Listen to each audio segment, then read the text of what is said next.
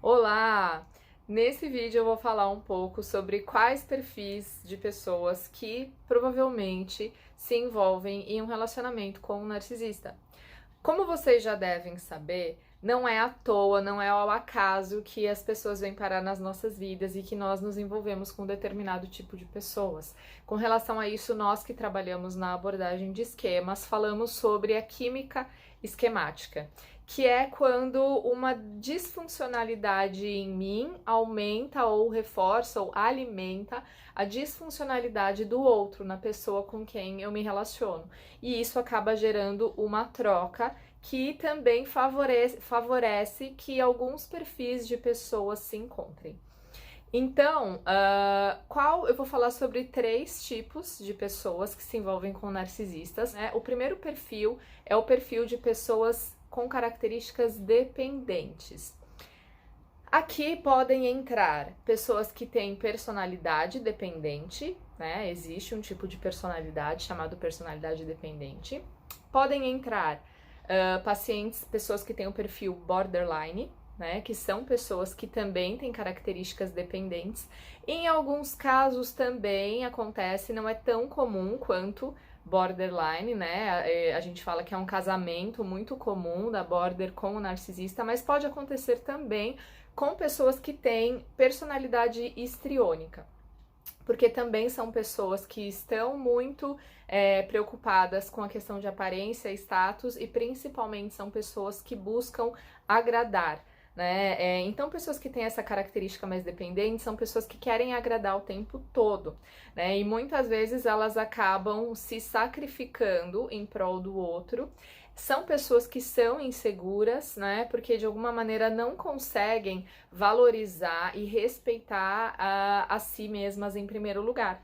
São pessoas que se sacrificam, como eu falei, em prol do outro, e isso acaba sendo muito nocivo porque muitas vezes elas se submetem a situações muito indevidas, né? Quem se relaciona com um narcisista sabe que acontece muitos comportamentos abusivos dentro de um relacionamento narcisista. Então são pessoas que acabam se submetendo a esse comportamento, porque é como se alimentassem uma crença de que é melhor me submeter do que ser abandonado.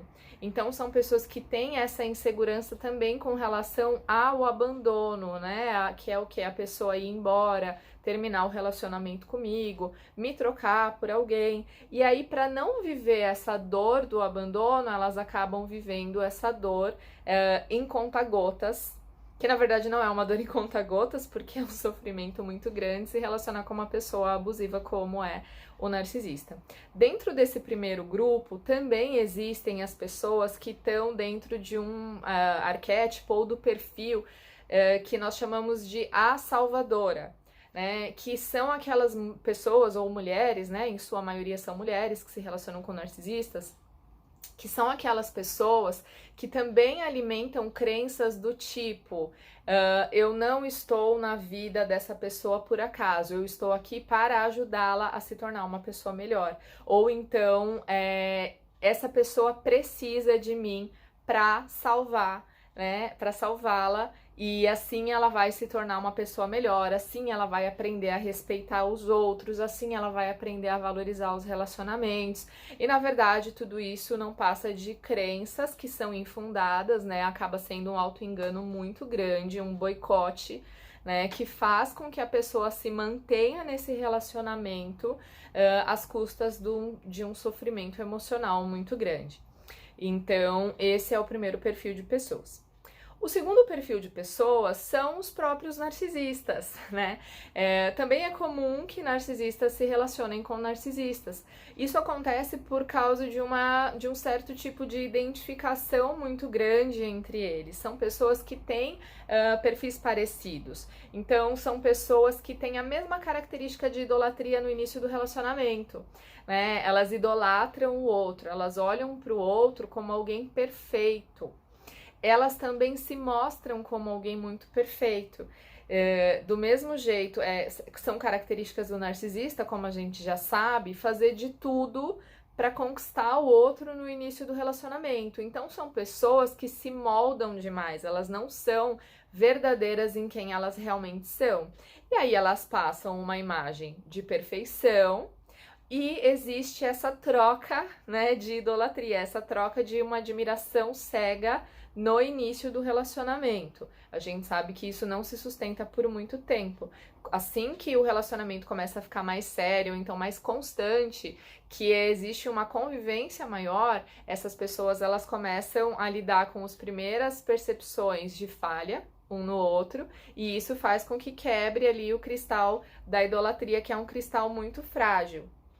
Então, é um relacionamento que tá fadado ou ao fracasso ou tá fadado a se tornar um relacionamento muito nocivo, porque daí são duas pessoas que não vão abrir mão do próprio ponto de vista, são duas pessoas que valorizam, nesse ponto eles acabam tendo uma identificação também, porque valorizam muito status, porque valorizam conquistas, né, reconhecimento social, então nesse ponto eles acabam tendo essa identificação.